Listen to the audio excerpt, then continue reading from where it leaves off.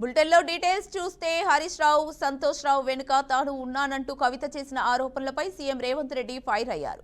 ప్రజలు తిరస్కరించిన వారి వెనుక తాను ఎందుకుంటానని, తనకంత సమయం లేదని, కుటుంబ గొడవల్లోకి తనను లాగకండి అని రేవంత్ రెడ్డి సూచించారు.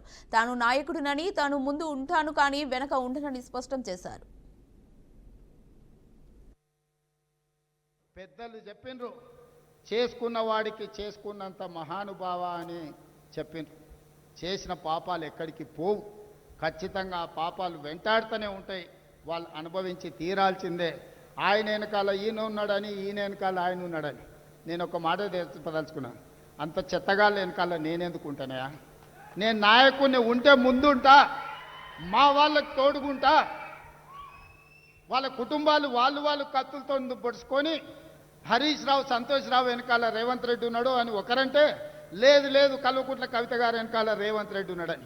మీరంతా దిక్కుమాలని తెలంగాణ ప్రజలు బండకేసి కొడితే మీ వెనకాల ఎవడన్నా బుద్ధున్నోడు ఉంటాడా? అన్నం తినవాడు ఎవడన్నా మీతోని ఉంటాడా? నేను ఉండేది పాలమూరు జిల్లా 4 కోట్ల తెలంగాణ ప్రజల వెనుక ఉంటా, తోడుంటా, వాళ్ళ కోసం పని చేస్తా. నాకంత సమయం లేదు ఇంత పనికిమాలతో కలిసి. లేకపోతే మీకు మీరే పంపకాలలో వచ్చిన పంచాయతీలు మీరే పుడుచుకుంటారు. మేము చూస్తే చాలు. జరుగుతున్న పరిణామాలు అందరికీ తెలుసు. దయచేసి మీ వివాదంలోకి, మీ కుటుంబ పంచాయతీలను, మీ కుల పంచాయతీలను మమ్మల్ని లాగకండి. మాకు ఎలాంటి ఆసక్తి లేదు. మిమ్మల్ని ఎప్పుడో ప్రజలు తిరస్కరించిండ్రు. మీరు కాలం చెల్లిన 1000 రూపాయల నోటు లాంటి వాళ్ళు. కాలగర్భంలో కలిసిపోతుంది ఆ పార్టీ. పెద్దలు చెప్పిండ్రు, చేసుకున్న వాడికి ఎడతెరిపి లేకుండా కురుస్తున్న భారీ వర్షాల కారణంగా పలు రాష్ట్రాల్లో పరిస్థితి తీవ్రంగా మారింది. ముఖ్యంగా పంజాబ్, జమ్మూ కాశ్మీర్, హిమాచల్ ప్రదేశ్, ఉత్తరాఖండ్లో వరదల దాటికి ప్రజలతో పాటు పశుపక్షవాదులు కూడా ప్రాణాలు కోల్పోతున్నారు. పంజాబ్లో 23 జిల్లాలు భారీగా ప్రభావితమయ్యాయి.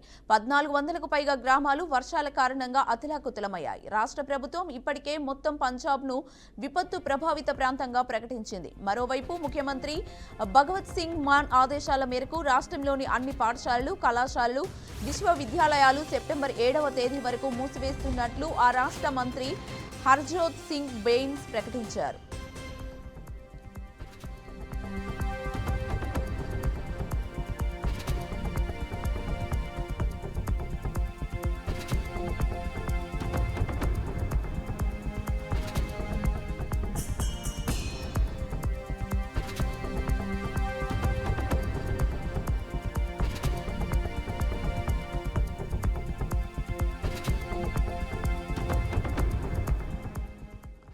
భారీ వర్షాల కారణంగా పలువురు ప్రాణాలు కోల్పోగా అధికారులు, సైన్యం సహాయక చర్యల్లో నిమగ్నమయ్యారు. ఫ్లడ్ కారణంగా పంజాబ్లో ఏర్పడిన పరిస్థితులను దృష్టిలో ఉంచుకొని 6000 కోట్ల రూపాయల అత్యవసర సాయం అందించాలని ప్రధాని నరేంద్ర మోదీని సీఎం భగవత్ మాన్ కోరారు. అంతకుముందు వరదల పరిస్థితులను చూపించే వీడియోలను షేర్ చేసిన రాహుల్ గాంధీ, వేలాది కుటుంబాలు తమ ఇల్లు, ప్రాణాలు, ఆత్మీయులను రక్షించుకునేందుకు పోరాడుతున్నాయని పేర్కొన్నారు. ఇలాంటి క్లిష్ట సమయంలో కేంద్ర ప్రభుత్వం నుంచి తక్షణ సాయం అందాలని ఆయన డిమాండ్ చేశారు. రైతులకు ప్రత్యేక ప్యాకేజ్ ప్రకటించి సహాయక చర్యలను మరింత వేగవంతం చేయాలని రాహుల్ గాంధీ కోరారు.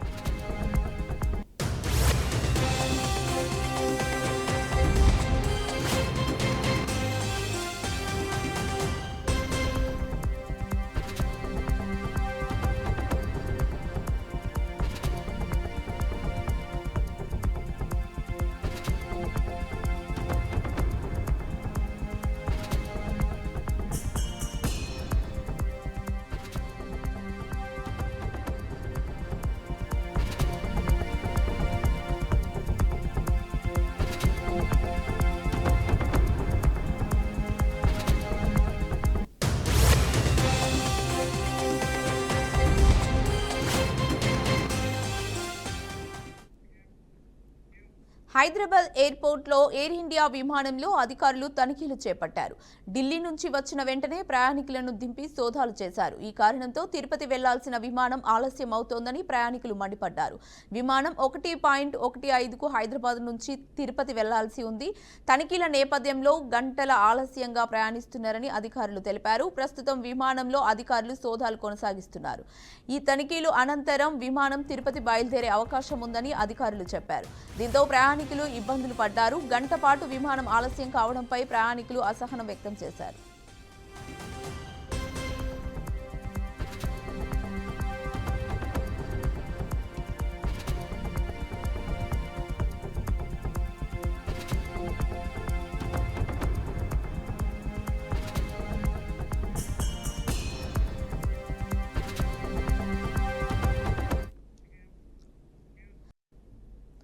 ట్రాన్స్కో అధికారులతో మంత్రి గొట్టిపాటి రవికుమార్ సమావేశం నిర్వహించారు. ట్రాన్స్కో ప్రాజెక్టులు త్వరితగతిన పూర్తి చేసి నిర్మాణ వ్యయం తగ్గించాలని అధికారులకు తెలిపారు. ప్రాజెక్టు నిర్మాణ పనుల్లో నాణ్యత లోపం లేకుండా పనులు చేపట్టాలన్నారు.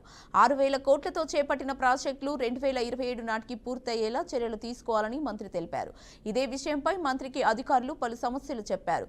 క్షేత్రస్థాయిలో ఎదురవుతున్న ఇబ్బందులను మంత్రికి వివరించారు.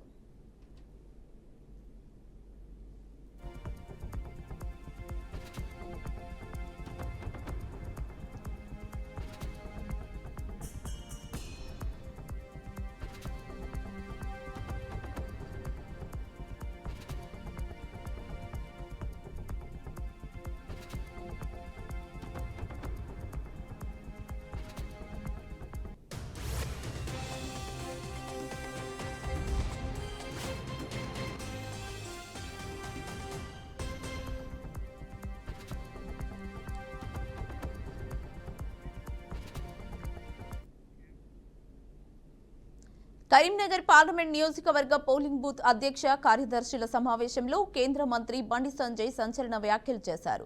నక్సలైట్లు కాల్చి చంపిన కాంగ్రెస్ నేతల కుటుంబ సభ్యులైన శ్రీధర్ బాబు, పర్ణికారెడ్డి నక్సలిజం ఫిలాసఫీని ఆమోదిస్తారా అని ప్రశ్నించారు. నక్సలిజం ఓ ఫిలాసఫీ అని సీఎం రేవంత్ రెడ్డి మాట్లాడుతుంటే ఏమానాలని ప్రశ్నిస్తూ తీవ్రంగా విమర్శించారు. నక్సలైట్ల విషయంలో తమ వైఖరి స్పష్టమని, వచ్చే మార్చి నాటికి నక్సలిజాన్ని నిర్మూలించి తీరుతామని బండి సంజయ్ స్పష్టం చేశారు.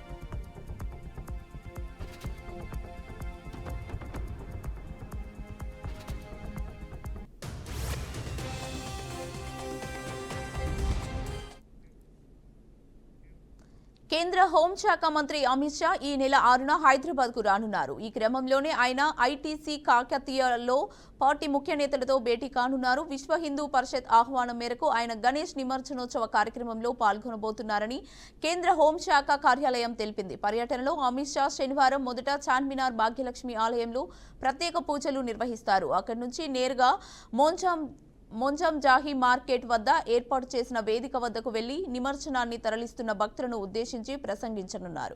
అయితే తాజా సమాచారం ప్రకారం అమిత్ షా ఖైరతాబాద్ మహాగణపతి నిమజ్జన కార్యక్రమానికి కూడా ముఖ్య అతిథిగా హాజరు కాబోతున్నట్లుగా తెలుస్తోంది. భాగ్యనగర్ ఉత్సవ సమితి సభ్యులు ఆయనను కార్యక్రమానికి హాజరు కావాలని కోరినట్లు సమాచారం. ఈ క్రమంలోనే అమిత్ షా ఖైరతాబాద్ గణేష్ నిమజ్జనానికి హాజరవుతారా లేదా అన్న విషయంలో సందిగ్ధత నెలకొంది.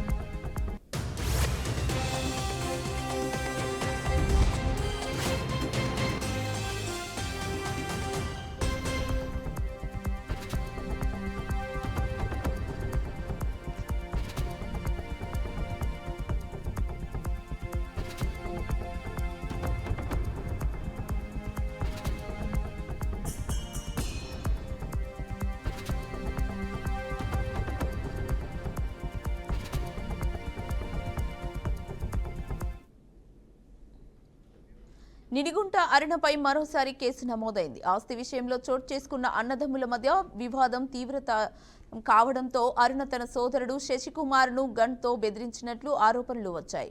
బాధితుడు నవాబుపేట పోలీస్ స్టేషన్లో ఫిర్యాదు చేయడంతో పోలీసులు అరుణపై కేసు నమోదు చేసి దర్యాప్తు ప్రారంభించారు.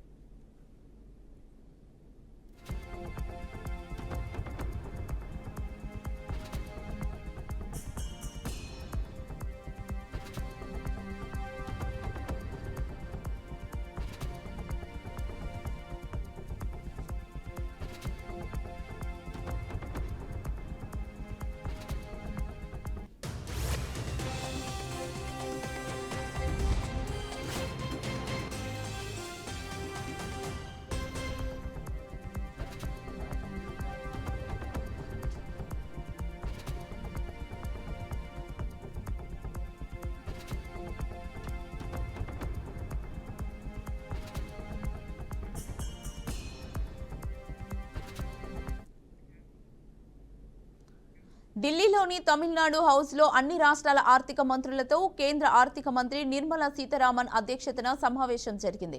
తెలంగాణ నుంచి డిప్యూటీ సీఎం బట్టి విక్రమార్క, ఏపీ నుంచి ఆర్థిక మంత్రి పైహావుల కేశవ్తో పాటు ఇతర రాష్ట్రాల ఆర్థిక మంత్రులు పాల్గొన్నారు. ఆ తర్వాత సుష్మా స్వరాజ్ భవన్లో 56వ జీఎస్టీ కౌన్సిల్ సమావేశాన్ని నిర్వహించారు. అందులో పలు కీలక సంస్కరణలపై చర్చించి నిర్ణయాలు తీసుకున్నారు.